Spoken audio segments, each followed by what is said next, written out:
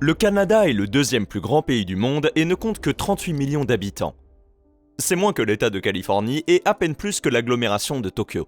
Avec un tel espace et une population aussi réduite, il est compréhensible que le pays dispose d'une certaine marge de manœuvre pour faire venir davantage de travailleurs par le biais de l'immigration, en particulier si ces travailleurs sont déjà qualifiés dans une profession demandée, ou s'ils prévoient de faire des études supérieures dans le pays.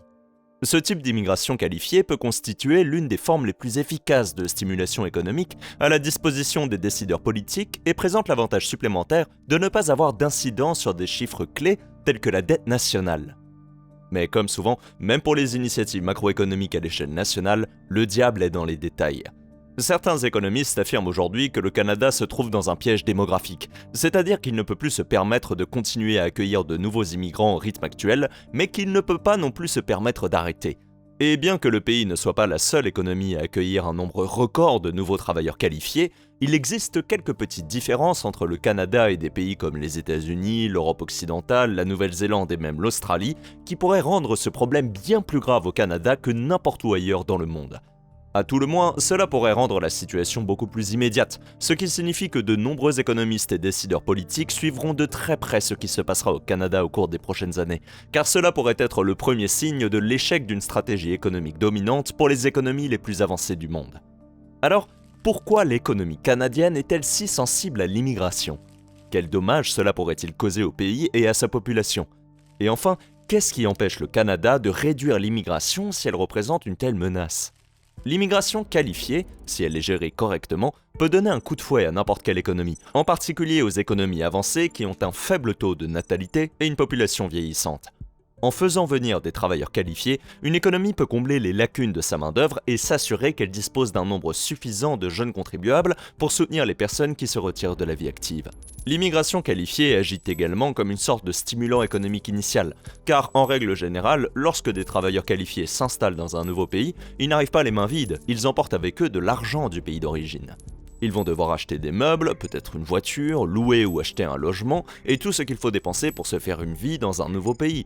Si les nouveaux migrants qualifiés viennent d'économies en développement, il est probable que leur départ ait été motivé en grande partie par les revenus potentiels plus élevés et la meilleure qualité de vie qu'ils peuvent obtenir dans l'économie avancée où ils s'installent, ce qui signifie qu'ils n'ont peut-être pas beaucoup d'argent injecté dans l'économie, mais cela reste un stimulant.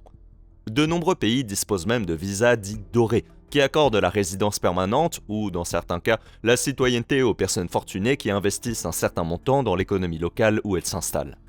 Même les personnes incroyablement riches jouissent normalement d'une meilleure qualité de vie dans les économies avancées, qui tendent à être plus sûres, plus stables politiquement, moins polluées, à offrir de meilleures opportunités à leurs enfants et, ce qui est peut-être le plus important, à mieux protéger leurs biens. Et puis, bien sûr, il y a les visas étudiants qui sont accordés pour étudier dans une économie normalement assortie de conditions qui permettent de travailler pendant les études. Les étudiants étrangers rapportent chaque année des milliards de dollars aux économies avancées, ne serait-ce que pour les frais de scolarité, et ils occupent également de nombreux emplois subalternes que les autres habitants des économies avancées préféreraient ne pas exercer. Les travailleurs qualifiés occupent des emplois qui n'auraient pas été pourvus sans l'investissement de ressources importantes dans la formation, et ce faisant, ils augmentent la production économique et les recettes fiscales. Il s'agit de l'un des outils les plus puissants dont disposent les économies avancées pour maintenir leur croissance économique. Et bien sûr, cela se fait généralement par l'éviction des travailleurs les plus riches, les plus prometteurs et les plus talentueux des économies non développées ou en développement. Mais qui en assure le suivi ? Comme toutes les bonnes choses, cela peut aller trop loin, du moins en théorie. Mais pendant longtemps, les économies avancées l'ont fait sans réelles répercussions, et c'est ce qui rend le cas du Canada si intéressant. Au lendemain de la pandémie mondiale, la promotion de l'immigration est devenue une stratégie majeure pour relancer l'économie par les moyens que nous venons d'explorer et apporter une aide relativement directe à des institutions telles que les universités qui gagnent beaucoup d'argent grâce aux étudiants étrangers et qui emploient un grand nombre de personnes. Il s'agit en partie de rattraper le temps perdu à cause des restrictions mondiales sur les voyages qui ont ralenti l'entrée dans le pays, mais cela n'a représenté qu'une baisse d'au plus 100 000 personnes en 2020. Le Canada accueille désormais près d'1 demi-million de nouveaux migrants chaque année, dont la majorité sont motivés par des raisons économiques. Un autre groupe est constitué par les réfugiés, qui se rendent dans le pays pour demander l'asile parce qu'ils ne seraient pas en sécurité dans leur pays d'origine. Il est évident que la motivation de ces personnes est plus humaine qu'économique. Le reste est constitué de personnes qui immigrent pour des raisons familiales, principalement pour accompagner un membre de leur famille qui a obtenu un visa de travail. Cette situation a un impact économique important, sur lequel nous reviendrons bientôt. Quoi qu'il en soit, un changement aussi radical en si peu de temps sur un levier économique majeur aura des répercussions considérables sur l'économie. Et certains d'entre eux correspondent aux objectifs positifs des politiques que nous avons explorés précédemment, mais d'autres auront des effets secondaires involontaires. La population du Canada n'est pas très importante en soi, de sorte que cela représente un pourcentage non négligeable de l'ensemble du pays qui s'installe chaque année. Malgré tout son espace, le Canada est aussi un pays très densément peuplé, avec des centres concentrés dans une petite poignée de grandes villes. La conséquence la plus évidente de l'installation d'un si grand nombre de personnes dans un espace limité est l'augmentation significative de la demande pour une offre limitée de logements. Le Canada possède déjà certains des logements les plus inabordables au monde, en particulier dans les centres-villes susmentionnés où la plupart des nouveaux migrants s'installeront pour faire des études ou obtenir le travail pour lequel ils ont déménagé dans le pays en premier lieu. Cela exerce une pression à la hausse sur les prix de location et de vente dans un cas assez clair de demande supérieure à l'offre. Il est possible que l'on construise un jour davantage de logements pour accueillir toutes ces personnes supplémentaires, mais il ne s'agit pas d'un changement progressif, mais d'un pic très immédiat du nombre de personnes ayant besoin d'un logement. Il existe également un problème plus large que les chiffres élevés de l'immigration, s'ils ne sont pas gérés avec soin, peuvent causer. L'augmentation du nombre de travailleurs dans une économie entraînera, en toute hypothèse, une augmentation de la production totale de cette économie, parce qu'il y a plus de gens qui y fabriquent des choses. Mais si d'autres ressources économiques sont réparties sur cette population plus nombreuse, il est possible que la production par habitant stagne, voire régresse. Le Canada est déjà confronté à un grave problème causé par son voisin du Sud, beaucoup plus grand et beaucoup plus productif. Les États-Unis sont par habitant beaucoup plus productifs que le Canada. Ils offrent également de meilleures opportunités commerciales, des salaires plus élevés au sommet de l'échelle et des impôts moins élevés. Le tout dans des villes qui, dans de nombreux cas, se trouvent juste de l'autre côté d'une rivière du Canada.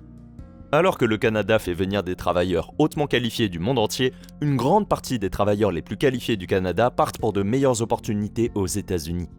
Cela signifie que si le Canada ralentit son taux d'immigration actuel, il pourrait se retrouver avec une grave pénurie de compétences, en particulier dans les domaines qu'il cible, comme les soins de santé et les technologies de l'information. Si le taux d'immigration reste aussi élevé, les investissements plus limités des entreprises canadiennes seront répartis sur un plus grand nombre de travailleurs, ce qui les rendra moins productifs au niveau individuel. Nous avons déjà réalisé une vidéo entière sur les raisons pour lesquelles les entreprises canadiennes sont moins productives et offrent donc des salaires plus bas en moyenne que les entreprises américaines, donc comme d'habitude, nous ne voulons pas trop nous répéter ici. En bref, les États-Unis sont généralement plus favorables aux entreprises. Ils utilisent la monnaie de réserve mondiale et abritent la plupart des plus grandes entreprises du monde, ce qui en fait une destination très prisée par les investisseurs du monde entier. Avec cet argent, les entreprises américaines peuvent investir dans de meilleures technologies et machines pour rendre leurs travailleurs plus productifs, ce qui signifie qu'elles peuvent mieux les payer, attirer de meilleurs talents et construire les plus grandes entreprises du monde qui attirent encore plus d'investissements.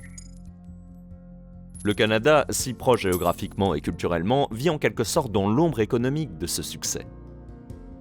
Au-delà du manège des travailleurs qui viennent au Canada pour remplacer ceux qui partent, il y a le problème des travailleurs qualifiés qui amènent avec eux les membres de leur famille, potentiellement improductifs, dans leur nouveau pays, ce qui signifie que même s'ils augmentent individuellement le PIB moyen par habitant, leur unité familiale collective risque de le faire baisser. Si l'immigration a augmenté de manière aussi radicale, on peut naturellement s'interroger sur la manière dont cette augmentation a été fournie. À tout moment, des millions de personnes dans le monde souhaitent s'installer dans un pays avancé comme le Canada, car cela améliorerait leur qualité de vie. Il est évident que ces pays ne les laissent pas entrer tous en même temps, car cela entraînerait de nombreux problèmes économiques. Cela signifie que des pays comme le Canada peuvent normalement être assez sélectifs quant aux personnes qu'ils laissent entrer, en accordant des visas de travailleurs qualifiés qu'aux personnes ayant les meilleures compétences, ou du moins celles qui sont les plus demandées par l'économie. Si le Canada double effectivement le nombre de personnes qu'il fait entrer dans le pays en un an, cela signifie qu'au moins la moitié d'entre elles n'auraient pas été acceptées dans le cadre des niveaux précédents. Cela signifie-t-il qu'ils seront moins productifs en moyenne ? Ce qui ne fait qu'aggraver le problème de l'augmentation du nombre de personnes qui n'est pas nécessairement positive. L'avenir nous le dira. Ce qui est déjà un problème évident, en particulier au Canada, c'est que les gens contournent ce processus de sélection en obtenant simplement des visas d'étudiants. Le Canada accueille beaucoup d'étudiants, ce qui pourrait être une grande opportunité puisque le pays forme ses propres travailleurs qualifiés qui paient pour ce privilège. Mais cela suppose qu'ils aillent dans de vraies écoles pour apprendre de vraies compétences avec de vrais professeurs. Le Canada, plus que d'autres grandes destinations étudiantes, est confronté à un grave problème d'établissements d'enseignement supérieur qui ne sont guère plus que des bâtiments vides permettant à des personnes d'entrer dans le pays avec un visa étudiant. Selon certains rapports, ces établissements n'organisent pas de cours et ne fonctionnent que pour répondre aux exigences minimales requises pour que leurs étudiants soient techniquement comptabilisés comme tels. Ces établissements sont tellement répandus dans le pays qu'ils ont même leur propre nom, les usines à diplôme. Le Canada a des lois très généreuses sur ce que les personnes peuvent faire avec un visa étudiant. Ils peuvent travailler à temps plein s'ils disent qu'ils sont en vacances scolaires. Ils peuvent acheter un logement, en contournant l'interdiction des acheteurs étrangers, et ils peuvent également faire venir leurs partenaires. Cette situation pose des problèmes avec deux extrémités. Des étudiants étrangers exceptionnellement riches ont acheté de nombreuses maisons dans le pays, ce qui aggrave le problème des logements inabordables. Des exemples particulièrement flagrants montrent que des étudiants ont dépensé des dizaines de millions de dollars pour se loger pendant leurs études. À l'autre extrémité, il y a des personnes qui obtiennent un visa d'étudiant uniquement pour pouvoir travailler au Canada, souvent en jouant un rôle dans l'économie parallèle, ce qui fait clairement baisser la production économique moyenne. Si le Canada continue d'accueillir autant de personnes sans améliorer la production par habitant, il pourrait se retrouver dans une situation où tout ce qu'il accomplit au niveau macroéconomique est d'augmenter le coût de la vie, sans augmenter la production économique pour compenser. Si le pays cesse d'accueillir de nouveaux arrivants, il risque de connaître très rapidement une grave pénurie de main-d'œuvre qualifiée et d'avoir des problèmes à court terme avec les entreprises qui se sont construites sur la base d'une croissance démographique et d'une main-d'œuvre qualifiée, et qui devront réajuster radicalement leur mode de fonctionnement. Des bouleversements radicaux de ce type seraient particulièrement néfastes au Canada, un pays où le niveau d'endettement des ménages est parmi les plus élevés au monde, principalement parce que les gens empruntent pour s'offrir certaines des maisons les plus chères au monde. Si le flux de nouveaux arrivants dans le pays était soudainement restreint de la même manière qu'il a été soudainement doublé, de nombreux ménages du pays pourraient se retrouver avec des prêts hypothécaires sous l'eau, c'est-à-dire qu'ils devraient plus que la valeur de leur maison, ce qui pourrait entraîner des problèmes beaucoup plus importants et plus immédiats pour l'économie. Il s'agit du piège démographique. Le Canada ne peut pas continuer à accueillir autant de personnes sans causer de problèmes, et il ne peut pas cesser d'en accueillir sans causer davantage de problèmes, ce qui semble désastreux, et c'est un enjeu réel qui doit être abordé avec soin, mais il est probablement trop sensationnalisé. Il y a des choses que le Canada peut faire pour éviter le piège. Il est difficile d'avoir une discussion équilibrée sur les aspects purement économiques d'une question aussi sensible. Il est possible de s'opposer aux mesures d'immigration ou même à l'ampleur de l'immigration sans être anti-immigré. Et d'autre part, un grand nombre de personnes entrant dans un pays chaque année est un bouc émissaire facile à blâmer pour de véritables préoccupations économiques et sociales telles que le fait de pouvoir se payer un endroit où vivre. Mais ce problème peut contenir la solution. Si la demande de logement augmente, l'offre devrait faire de même. Il est vrai que la population du Canada est fortement concentrée dans quelques villes, mais ces villes ont elles-mêmes des réglementations de zonage extrêmement strictes qui rendent la construction de nouveaux logements suffisamment rapide pour suivre la croissance de la population incroyablement difficile. L'assouplissement de ces réglementations serait un bon début et pourrait également constituer un énorme stimulant pour l'économie elle-même. La construction de maisons emploie un grand nombre de personnes qualifiées, et c'est une industrie qui ne pourra jamais être délocalisée. Le Canada souffre d'une pénurie de main-d'œuvre qualifiée dans le secteur de la construction. Mais là encore, l'immigration qualifiée est un excellent moyen de combler les pénuries de main-d'œuvre qualifiée. Bien sûr, beaucoup de gens disent qu'ils veulent des logements abordables, mais lorsqu'il s'agit de rezoner le terrain autour de leur maison, ils sont un peu moins enthousiastes. Et lorsque les gens ont contracté tant de dettes, il est compréhensible qu'ils veuillent protéger la valeur de leur plus grand actif. Les bons gouvernements, à tous les niveaux, même au niveau des conseils locaux, sont en fin de compte redevables des souhaits de leur population, et si cette dernière ne veut pas résoudre l'un des principaux problèmes causés par l'immigration du côté de l'offre, il ne leur reste plus que le côté de la demande. Le Canada a déjà considérablement réduit le nombre de nouveaux visas et les règles peut-être trop souples concernant les visas d'étudiants sont également examinées très sérieusement. Quoi qu'il arrive, le Canada sera surveillé de près par de nombreux autres pays qui ont également essayé de tirer le meilleur parti de l'immigration qualifiée, car le piège démographique est loin d'être spécifique au Canada. Quoi qu'il arrive au Canada, ces problèmes liés à l'immigration qualifiée ne seront pas aussi graves que les problèmes causés dans les pays d'origine de ces migrants. Nous n'avons pas vraiment abordé ce sujet dans cette vidéo parce qu'elle était plus axée sur le pays d'accueil, mais nous avons réalisé une vidéo complète sur la réalité tragique de la fuite des cerveaux dans les économies en développement, sur laquelle vous devriez pouvoir cliquer maintenant. Merci d'avoir regardé la vidéo jusqu'au bout. Ciao!